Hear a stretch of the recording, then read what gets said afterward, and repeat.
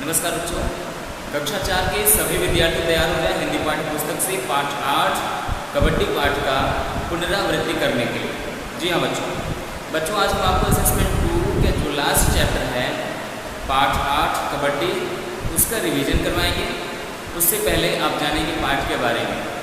जी हाँ बच्चों, पाठ के बारे में कबड्डी के विषय में आपको बताया गया है। ये पाठ आपको पढ़ाया जा चुका है, समझाया जा चुका है। इसका शब्द अर्थ, प्रश्नोत्तर या जो भी अभ्यास कार्य दिया है ये सारी चीज़ें आपको कराई जा चुकी है। पाठ में कबड्डी के विषय में बताया गया है। छोटा सा लड़का है अंकुर, उसके स्कूल में कबड्डी खेल के लिए कुछ बच्चों का चुनाव हुआ। वो क्या करता है, वहाँ से आता है अपने दादाजी के पास और दादाजी से बताता है कि दादाजी हमारे स्कूल में कबड्डी के लिए कुछ बच्चों का चुनाव हो रहा है। चुनाव अर्थात चुनना, कुछ बच्चे चुने जा रहे हैं, उनको खिलाया जाएगा बाद में।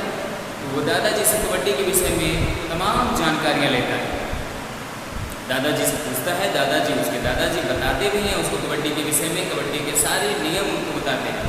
कबड्डी में कितने खिलाड़ी होते हैं, कबड्डी में जो लाइन होती है उसे क्या कहते हैं, कबड्डी के किस ओर कबड्डी कैसे बोला जाता है, ये सारी चीज़ें उनको बताते हैं। और ये सब बताने के बाद अंकुर का आत्मविश्वास इतना अटल हो जाता है, इतना बढ़ता है कि वो कहता है कि अगर वास्तव में कबड्डी के खेल के लिए अगर हमें चुना गया, अगर हमारा चुनाव हुआ तो निश्चित रूप से हमारी टीम जीतेगी, मैं कबड्डी में ज़रूर जीतूँगा। तो इस प्रकार से बच्चों ये जो खेल होते हैं वो हमारे तन मन मस्तिष्क हर तरह के जो भी खेल होते हैं वो हमारे मस्तिष्क को, तन को, मन को स्वस्थ करते हैं। खेल दो तरह से होते हैं, घर के बाहर खेले जाते हैं। कुछ खेल ऐसे होते हैं जो हम लोग घर के बाहर खेलते हैं, कुछ खेल ऐसे होते हैं जो घर के अंदर खेलते हैं। जो घर के बाहर खेले जाते हैं वो हमारे तन और मन को स्वस्थ करते हैं, और जो घर के अंदर खेल होते हैं वो हमारे मस्तिष्क को भी तेज करते हैं, जैसे कंप्यूटर, टीवी आदि विषय में जानकारी प्राप्त करवाते हैं। तो आइए बच्चों इन सब बातों को रोकते हैं। बाकी आपको पाठ पढ़ाया जा चुका है, आप इस पाठ का पाठन करते रहेंगे। कहीं से भी प्रश्न बन सकता है, कोई भी वाक्य है, कोई भी सेंटेंस है, कोई भी पैराग्राफ है, अगर मान लीजिए सारांश है या जो भी पाठ का अंश है उससे कहीं भी बहुविकल्पी प्रश्न आपके टेस्ट में आ सकते हैं। इसलिए आप पाठ का पाठन करना मत भूलिएगा। आप पाठ को बार बार पढ़ते रहिए। जो भी असेसमेंट 2 में है या जो भी आगे के चैप्टर पढ़ाए जाएंगे आपको, जब आप एक बार पढ़े रहेंगे, उसको पाठन किए रहेंगे, तो जब भी यहाँ आपको समझाया जाएगा तो बहुत अच्छे से आप समझ सकते हैं। ठीक है, आइए करते हैं शब्द अर्थ की पुनरावृत्ति। बच्चों ये आपको शब्द अर्थ लिखवाया गया है। पाठ 8 कबड्डी का शब्द अर्थ, ये 6 शब्द अर्थ हैं।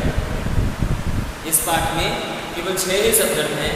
इन्हीं शब्द अर्थ को आपको क्या करना है, याद करना है। मान लीजिए आपके टेस्ट में आ जाता है, कहीं से भी कोई भी शब्द अर्थ आ गया कि निरंतर का सही अर्थ है, 4 ऑप्शन दिया गया, तो आप क्या करेंगे, जब आपको ये पता रहेगा कि निरंतर का सही अर्थ लगातार ही होता है, तभी आप उसमें टिक कर सकेंगे, सही विकल्प का चुनाव कर सकेंगे और 1 अंक प्राप्त कर सकेंगे। ऐसे ही करके 25 अंक आप प्राप्त कर सकते हैं। इसलिए जो भी आपको बताया जा चुका है, शब्द अर्थ है, प्रश्नोत्तर है, बहुविकल्पिक प्रश्न है, या जो भी पाठ आपको पढ़ाया जा चुका है, पढ़ने की बहुत अत्यधिक आवश्यकता है। जब तक आप पढ़ेंगे नहीं तब तक कुछ होगा नहीं। ऐसे तो होगा नहीं कि जिस दिन टेस्ट होगा आप उसी दिन उठाएंगे और पढ़ेंगे, आपको सब कुछ रट जाएगा, सब कुछ आ जाएगा। ऐसा कुछ नहीं है। आपको निरंतर लगातार थोड़ा थोड़ा पढ़ते रहेंगे, तब जाकर के आपको वो सही से आ सकता है। ठीक है, तो आइए बिना विलंब के हुए अब आपका शब्द अर्थ का पुनरावृत्ति हम करवाते हैं। तो आइए देखते हैं। पहला शब्द बच्चों चुनाव। ये सभी शब्द अर्थ आपको लिखवाया गया है। आप फिर से ध्यान से यहाँ से देखिए और उसको कंठस्थ करने का प्रयास करें। आइए देखते हैं। पहला शब्द है चुनाव। चुनाव का अर्थ होता है चुनना। ध्यान से देखिए, चुनाव का अर्थ क्या होता है बच्चों, चुनना। अगला शब्द है राष्ट्रीय। राष्ट्रीय का अर्थ होता है राष्ट्र का। राष्ट्रीय का अर्थ क्या है बच्चों, राष्ट्र का। अगला शब्द है एवजी। एवजी का अर्थ होता है बदले में काम करने वाला। एवजी खिलाड़ियों के विषय में आपको बताया गया था पाठ में कि जो एवजी खिलाड़ी होते हैं वो क्यों रखे जाते हैं। कुछ खिलाड़ी ऐसे होते हैं जो चोटिल हो जाते हैं, या किसी भी प्रकार की कोई दिक्कत अगर खिलाड़ी को होती है तो एवजी जो खिलाड़ी रखे जाते हैं उनके स्थान पर वो खेल सकते हैं। ठीक है, तो बदले में काम करने वाला जो होता है वो एवजी होता है। एवजी खिलाड़ी इसीलिए रखे जाते हैं ताकि वो किसी भी खिलाड़ी के स्थान पे खेल सकें। अगला है शब्द खिलाड़ी। खिलाड़ी का अर्थ होता है खेलने वाला व्यक्ति। खिलाड़ी का क्या है बच्चों? खेलने वाला व्यक्ति। अगला शब्द है प्रतिद्वंदी। प्रतिद्वंदी का अर्थ है विरोधी या जिससे मुकाबला। प्रतिद्वंदी का अर्थ है विरोधी, जो दूसरी पार्टी होती है उसको क्या कहते हैं? प्रतिद्वंदी कहते हैं। ठीक है, या जिससे मुकाबला होता है वही दूसरी पार्टी होती है, उसे क्या कहते हैं? प्रतिद्वंदी कहते हैं। निरंतर का अर्थ है बच्चों लगातार। निरंतर का अर्थ होता है लगातार। तो ये सभी शब्द आपको क्लियर हो गया, कंठस्थ हो गया। अब किसी भी टाइम मान लीजिए आपसे पूछा जाए तो आप ये सभी शब्द बता सकते हैं। सभी शब्दों के अर्थ बड़े ही आराम से बता सकते हैं कि नहीं? जी हाँ, बताना ही पड़ेगा आपको, नहीं तो उसमें मार्क्स कम आएंगे जब आपके टेस्ट में। तो यहाँ हम देखेंगे और समझेंगे कि आपको कुछ भी याद नहीं किया। ठीक है, आइए एक बार और करते हैं, उसके बाद सीधे चलते हैं प्रश्न उत्तर की ओर। यहाँ पे शब्द का अर्थ दिया गया, शब्द एक तरफ दिया गया है, अर्थ एक तरफ दिया गया है। बच्चों आपको वैसे ही लिखवाया गया है जैसे यहाँ पे है। ठीक है, ऐसा नहीं है कि बच्चे ऐसे होते हैं कि वही शब्द है अर्थ दूसरा आ गया है। ठीक है, वो शब्दों के सामने उन्हीं अर्थों को लिखेंगे जो उस शब्द का सही अर्थ है। ओके, आइए देखते हैं। चुनाव का अर्थ होता है चुनना, राष्ट्रीय का अर्थ होता है राष्ट्र का, एवजी का अर्थ है बदले में काम करने वाला, खिलाड़ी का अर्थ है खेलने वाला व्यक्ति, प्रतिद्वंदी का अर्थ है विरोधी या जिससे मुकाबला हो। अगला शब्द है निरंतर। निरंतर का अर्थ होता है लगातार। आइए बच्चों देखते हैं प्रश्नोत्तर। प्रश्नोत्तर की भी आपको बहुत ही अच्छे ढंग से याद करना पड़ेगा। जैसे ही प्रश्नोत्तर लिखवाया गया है वैसे आप उसी ढंग से याद करने का प्रयास करेंगे। तो आइए देखते हैं, यहाँ पे प्रश्नोत्तर दिया गया है। आपकी कॉपी में यही प्रश्नोत्तर है। अगर आपके पास कॉपी है, बुक है, तो आप अपने समक्ष खोल कर रख लेंगे और ध्यान से प्रश्नों को देखिएगा, ध्यान से प्रश्नों को याद करने का प्रयास करिएगा। तो आइए प्रश्नोत्तर की पुनरावृत्ति करते हैं। यहाँ पे जो भी प्रश्नोत्तर दिए गए हैं, 4 प्रश्न हैं, ग, ख, ग और घ। केवल 4 ही प्रश्न दिए गए हैं। चारों प्रश्नों को आपको बहुत ही अच्छे ढंग से याद करना पड़ेगा। प्रश्न से भी बहुविकल्पी प्रश्न बन सकता है। ठीक है, तो आइए देखते हैं पहला प्रश्न। पहला प्रश्न है बच्चों, कबड्डी किन किन देशों में खेली जाती है? प्रश्न है कबड्डी किन किन देशों में खेली जाती है? उत्तर में आप याद करेंगे, उत्तर में आपको लिखवाया गया है कबड्डी नेपाल, बांग्लादेश, श्रीलंका, पाकिस्तान आदि देशों में खेली जाती है।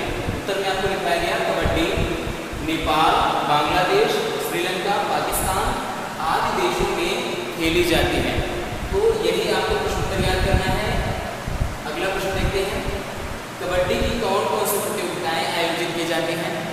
प्रश्न है कबड्डी की कौन कौन सी प्रतियोगिताएं आयोजित की जाती हैं? तो यहाँ पे उत्तर आप देखेंगे, उत्तर में आपको यही याद करना है कबड्डी की Asia cup, pro kabaddi league, kabaddi विश्व कप, विश्व कबड्डी लीग आदि प्रतियोगिताएं आयोजित की जाती हैं। उत्तर आप एक बार और देखेंगे, कबड्डी की Asia cup, pro kabaddi league, kabaddi विश्व कप, विश्व कबड्डी लीग आदि प्रतियोगिताएं आयोजित की जाती हैं।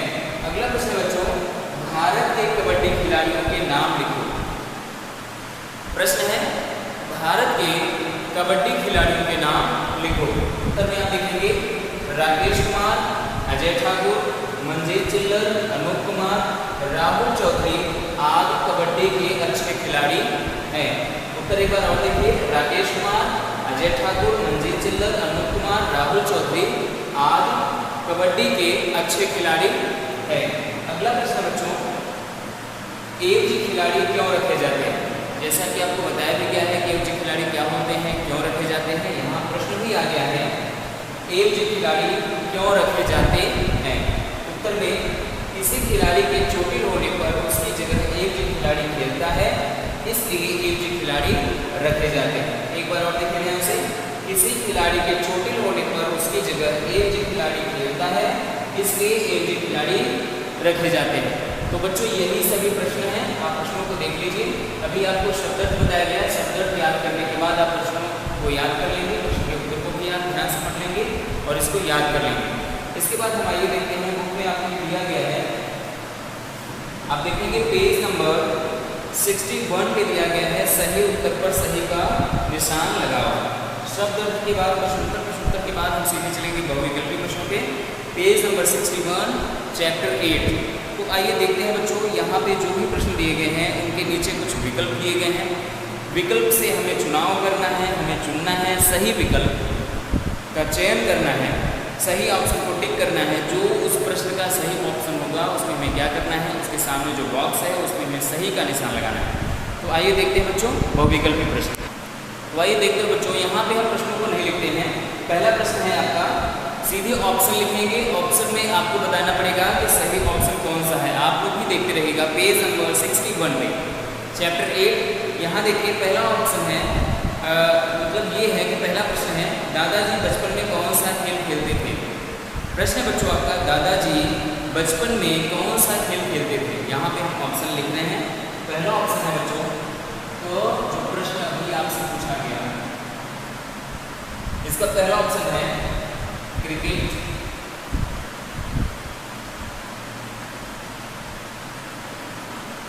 दूसरा ऑप्शन है बच्चों खो खो।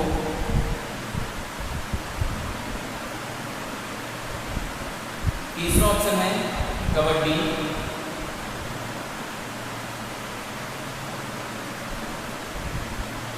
चौथा ऑप्शन है हॉकी।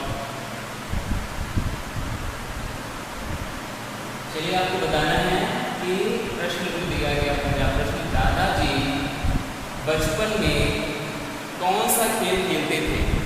यहाँ पे विकल्प दिए गए हैं। आपको बताना है कि दादाजी बचपन में, कहानी आपको पढ़ाई गई है, कौन सा खेल खेलते थे। क्रिकेट खेलते थे बचपन में, या खो खो, या कबड्डी, या हॉकी। कहानी के अनुसार बच्चों दादाजी बचपन में कबड्डी खेला करते थे। तो इसमें ही आप टिक करेंगे। आप अपने बुक में यही टिक करेंगे। अगर आपके टेस्ट में ये प्रश्न आता है तो आप कबड्डी में ही टिक करेंगे। तीसरा ऑप्शन सही है। तो तीसरा ऑप्शन सही है, आप बुक में कर लेंगे। पेज नंबर 61 पे दिया गया है। आइए देखते हैं दूसरा प्रश्न।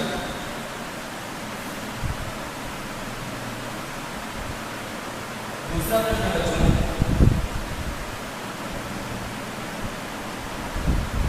तो भारत का राष्ट्रीय खेल कौन सा है। भारत का राष्ट्रीय खेल कौन सा है। आइए देखते हैं, ऑप्शन देखते हैं। आप लोग ध्यान से इसको देखते रहिएगा, जल्दी से बताने का प्रयास करिएगा। बताने का मतलब ये है कि जैसे ही आपके नंबर, आपके मार्क्स अच्छे आएंगे तो हमें पता चलेगा कि आप लोगों ने इसको सही से पढ़ा, सही से याद किया। ओके, आइए देखते हैं। ऑप्शन है पहला कबड्डी।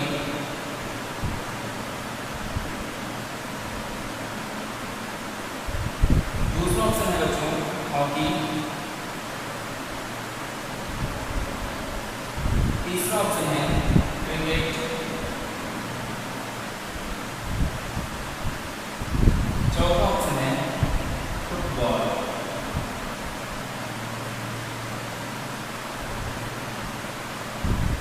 तो आइए देखते हैं इसमें से विकल्प कौन सा है। यहाँ पे पूछा गया है भारत का राष्ट्रीय खेल कौन सा है। वैसे भी ये सारी चीजें सबको पता होती हैं। ये कुछ ऐसे ही प्रश्न होते हैं जो सबको मालूम होते हैं। आपकी बुक में भी पूछा गया है भारत का राष्ट्रीय खेल कौन सा है। तो आइए देखते हैं बच्चों, भारत का राष्ट्रीय खेल है हॉकी। इसका दूसरा ऑप्शन सही है। हॉकी जो है ये इसका दूसरा ऑप्शन सही है। इसके सामने जो बॉक्स है इसमें आप सही का निशान लगाएंगे, टिक करेंगे और इसको याद करेंगे। सही से प्रश्नों के उत्तर देने के लिए इसको जब तक आप याद नहीं करेंगे तब तक आप सही विकल्प चुन नहीं सकेंगे। आपके टेस्ट में अगर आता है तो आप वैसे ही टिक करेंगे यहाँ पे जो सही प्रश्न आपको बताया गया, सही विकल्प जो बताया गया। ओके, आइए देखते हैं बच्चों तीसरा प्रश्न।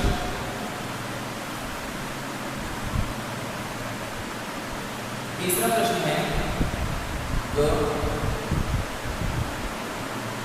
प्रश्न पूछा जा रहा है कोई कबड्डी टीम अपने खिलाड़ी कितनी बार बदल सकती है। कोई कबड्डी टीम अपने खिलाड़ी कितनी बार बदल सकती है। ये कहानी में आपको बताया गया है कि कोई भी कबड्डी टीम अपने खिलाड़ी को कितनी बार बदल सकती है। तो आइए देखते हैं यहाँ ऑप्शन जो दिया गया है। पहला ऑप्शन है 2 बार। दूसरा ऑप्शन है बच्चों 5 बार।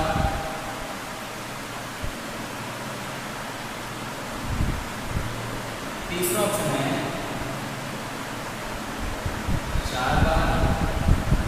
चौथा है 3 बार। आइए देखते हैं इसमें से कौन सा विकल्प सही है, कौन सा ऑप्शन सही है। उसमें हम टिक करेंगे और इसको याद भी करेंगे चीज़ हम टेस्ट में भी करेंगे। तो आइए देखते हैं 2 बार या 5 बार या 4 बार या 3 बार। प्रश्न को ध्यान से सुनिए। कोई कबड्डी टीम अपने खिलाड़ी कितनी बार बदल सकती है? कोई भी कबड्डी टीम अपने खिलाड़ी 5 बार बदल सकती है। तो आइए देखते हैं बच्चों, इसका दूसरा ऑप्शन सही है 5 बार। यही आप टिक करेंगे, इसको आप याद करेंगे और जैसे ही आपके टेस्ट में ये प्रश्न आते हैं उनको आप वैसे ही टिक करेंगे जैसे यहाँ पे बताया गया है। जो ऑप्शन सही है उसी ऑप्शन में आप टिक करेंगे ताकि आपको सही अंक प्राप्त हो सके। आइए देखते हैं बच्चों चौथा प्रश्न।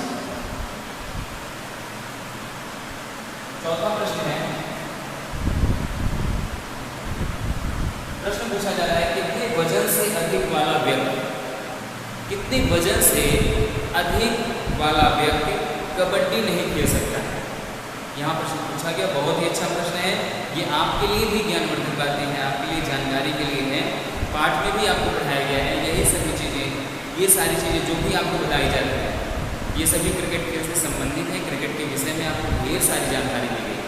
आइए देखते हैं, इसमें पढ़ते हैं, प्रश्न को हल करने का प्रयास करते हैं। कितने वजन से अधिक वाला व्यक्ति कबड्डी नहीं खेल सकता है? ऑप्शन दिया गया है 85 किलोग्राम से अधिक,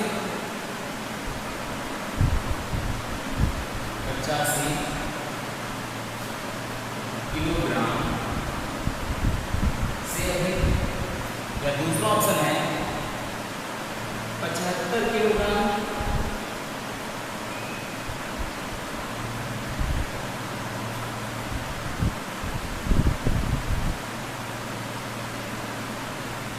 तीसरा है 65 किलोग्राम,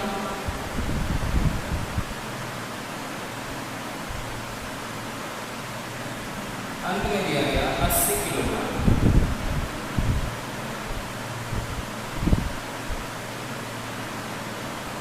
वही देखते हैं कितने वजन से अधिक वाला व्यक्ति कबड्डी नहीं खेल सकता है? 85 किलोग्राम से अधिक या 75 किलोग्राम से अधिक या 65 किलोग्राम से अधिक या 80 किलोग्राम से अधिक।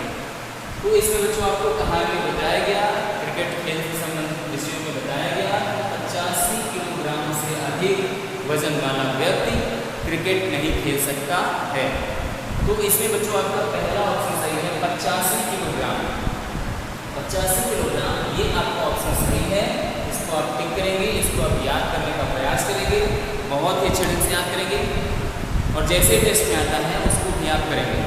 तो बच्चों यहाँ पे आपका असेसमेंट 2 का लास्ट चैप्टर का भी रिवीजन समाप्त होता है। बाकी आप 2 ही चैप्टर आने हैं असेसमेंट 2 में इस टेस्ट में, जो अभी टेस्ट होने वाला है। इसके बाद जो टेस्ट होगा, अभी इस टेस्ट में 2 चैप्टर आएंगे, 7 चैप्टर और 8 चैप्टर। इनको आप बहुत ही अच्छे ढंग से पढ़ लेंगे, बहुत ही अच्छे ढंग से आप समझ लेंगे। कहीं भी अगर कोई दिक्कत है, आपको कोई शब्द, कोई वाक्य या कोई प्रश्न, कोई भी बहुविकल्पी प्रश्न, किसी भी चीज़ को लेकर के अगर आपके मन में ये है कि ये हमें नहीं समझ में आ रहा है, तो आप क्लास ग्रुप में आराम से पूछ सकते हैं। कोई दिक्कत नहीं होगी आपको पूछने के लिए, लेकिन पूछिएगा जरूर, ठीक है। अब हम आपको करवाएंगे, अब आपको तैयार रहिएगा लिटरेचर के बाद हिंदी लैंग्वेज के लिए आप तैयार रहिएगा, क्योंकि अब हिंदी लैंग्वेज का टर्न आने वाला है। हिंदी लैंग्वेज के रिवीजन के लिए आप लोग तैयार रहिएगा। तो जो भी चैप्टर आने वाले हैं असेसमेंट 2 के सेकेंड टेस्ट में, उन चैप्टरों को आप एक बार पढ़ लीजिएगा, ताकि यहाँ जैसे रिवीजन कराया जाए तो आप बहुत ही अच्छे ढंग से उसको समझ सकें, बहुत ही अच्छे ढंग से उसको पढ़ सकें। ठीक है बच्चों, तब तक के लिए बहुत अच्छा लगा, बहुत अच्छे से आप लोग जो पढ़िएगा। धन्यवाद बच्चों।